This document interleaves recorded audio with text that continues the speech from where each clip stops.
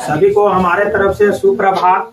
तो आज के वीडियो में मैं आप लोग के यदि संस्कृत में अनुवाद समझ में नहीं आता है तो हम आप लोग के बेसिक से शुरुआत से मैंने शून्य से अनुवाद सिखा रहे हैं। तो वीडियो को अंतिम तक देखिएगा, ठीक ना, और भगा कर नहीं देखिएगा। तो देखिए, तो सबसे पहले यदि अनुवाद सीखना है तो आपको स मने वह, तो मने वे दोनों, ते मने वे लोग, तवा मने तुम, युवा मने तुम दोनों, युवा मने तुम लोग, अहम मने मैं, अवाम मने हम दोनों, वह मने हम लोग। जितना प्रोनाउन है, जितना क्या है प्रोनाउन है, उसको संस्कृत में आपको शब्दार्थ याद होना चाहिए। ईसा मने क्या होता है ना, तो संस्कृत में वह के बोलते हैं स, संस्कृत में वह के क्या बोलते हैं स, वे दोनों के बोलते हैं तो, और वे लोग के बोलते हैं ते, और तवाम के मतलब होता है तू ना, तवाम के मतलब होता है तू, और युवाम के मतलब होता है तुम दोनों, युवम के मतलब होता है तुम लोग, अवाहम के मतलब होता है मैं, और अवाम के मतलब होता है हम दोनों, और वयम के मतलब होता है हम लोग। ठीक है, वयम के मतलब होता है हम लोग। अब इसके बाद ये अनुवाद है लट लकार। क्या है? लट लकार का अनुवाद है। और लट लकार अनुवाद आप दो प्रकार के पढ़ेंगे। एक लट लकार पढ़ेंगे जिसमें क्रिया का बोध होगा, अब एक लट लकार पढ़ेंगे जिसमें क्रिया का बोध नहीं होगा। तो जैसे में आप अंग्रेजी में पढ़ते थे simple present tense, simple present tense जिसमें किसी भी काम करने का बोध नहीं होता था, तो उसी प्रकार के सिंपल प्रेजेंट टेंस का अनुवाद जो है हम संस्कृत में सिखा रहे हैं। तो इसमें देखिए, जैसे उदाहरण की बात करते हैं तो वह मोहन है, यहाँ क्या लिखा है, वह मोहन है, तो वह मोहन है, इसमें कोई क्रिया का बोध नहीं हो रहा है, हो रहा है नहीं हो रहा है। तो यदि क्रिया का बोध नहीं होगा तो उसके लिए अनुवाद का नियम है, आपको यह याद करना पड़ेगा, अस्ति, अस्ति, अस्ता, असंति, अस्सी, अस्था, अस, अस्मि, अस्वा, अस्म। ये 9 जो नियम है आपको लाइन बाय लाइन नंबरिंग से याद होना चाहिए। ठीक है, इसके बाद आपको यह याद होना चाहिए कि तुमको संस्कृत में क्या कहते हैं, हम दोनों को संस्कृत में क्या कहते हैं, वह को संस्कृत में क्या कहते हैं ना। तो अब ध्यान से देखिए, हम जो यहाँ उदाहरण स्वरूप 10 को दिए हैं उसको बना रहे हैं। तो पहला इसमें सवाल है, कह रहा है कि वह मोहन है, वह तो वह के संस्कृत में बोलते हैं स, तो यहाँ लिख देंगे स। क्या लिख देंगे? स। और मोहन नाम है तो मोहन को संस्कृत में बोलते हैं मोहन, अब इसको में लगा देंगे क्या, विषय, तो मोहना।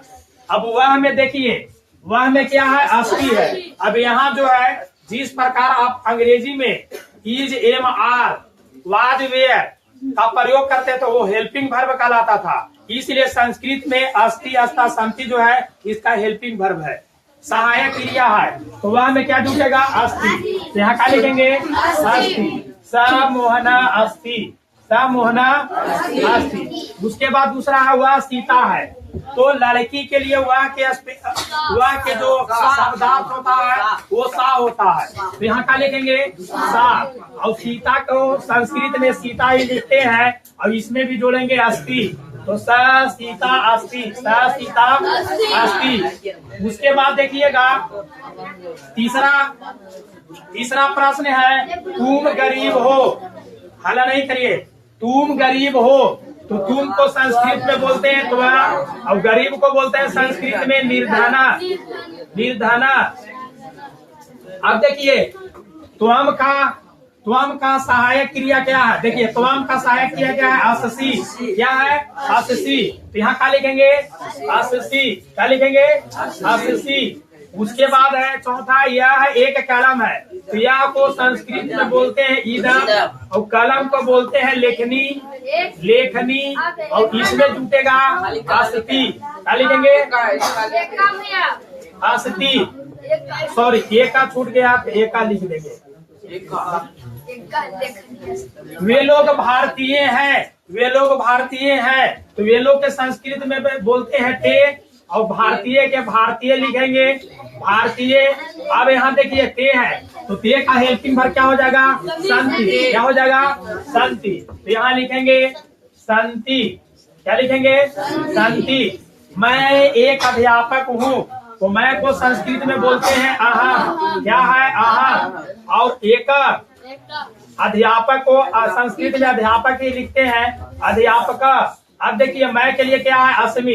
क्या है? अस्मि। तो यहाँ क्या लिखेंगे? अस्मि। वे लोग लड़के हैं, तो वे लोग संस्कृत में क्या कहते हैं? थे। और लड़के, देखिए लड़के, लड़के तो लड़का के बोलते हैं बालक। लड़का के क्या बोलते हैं? बालक ना। लेकिन लड़के हैं तो बालक के बहुवचन, तो बालक शब्द के आपको शब्द रूप याद होना चाहिए, और हम आप लोग के शब्द रूप बतलाए थे।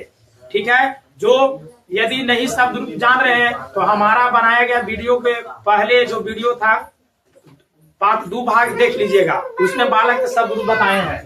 तो ते बालका, ते बालका, बालका क्या होगा?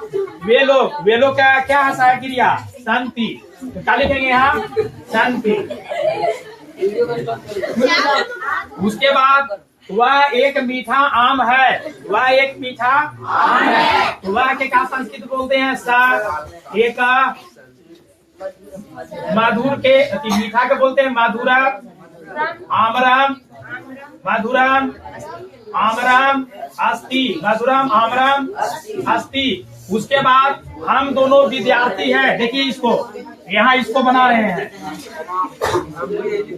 हम दोनों, तो हम दोनों का संस्कृत में बोलते हैं, याद रखिएगा, अहम, अवाम, वय। अहम मने मैं, अवाम मने हम दोनों, तो हम दोनों का बोलते हैं अवाम। क्या बोलते हैं? अवाम। और विद्यार्थी, ये विद्यार्थी, विद्यार्थी। अब देखिए हम दोनों जो है वो आपका 8वां नंबर पर है।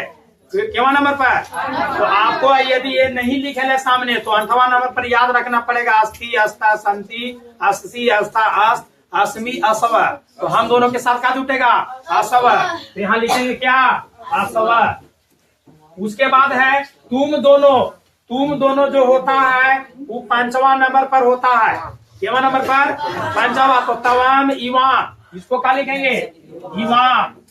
और अंधा के बोलते हैं सूरज, सूरज। और व्यक्ति के बोलते हैं जना। उसके बाद ये 5वां नंबर पर है, तो आपको याद रखना पड़ेगा अस्ति, आस्था, संति, अस्सी, आस्था। इसमें क्या लिखेंगे? आस्था।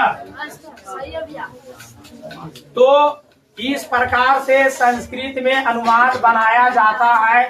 तो आपको हम आशा करते हैं कि आपको समझ में आया होगा, और ये अनुवाद का जो नियम है आपको याद करना है, क्योंकि बिना याद किए हुए आप परीक्षा में, परीक्षा भवन में बना नहीं सकते हैं। क्लासरूम में कॉपी में देख करके बना सकते हैं, लेकिन परीक्षा में आपको उसे बनेगी नहीं जब तक आप याद नहीं करेंगे। यदि आप याद आपको हो जाता है तो आप परीक्षा भवन में भी आप बना लेंगे। ठीक है, धन्यवाद। तारू जी।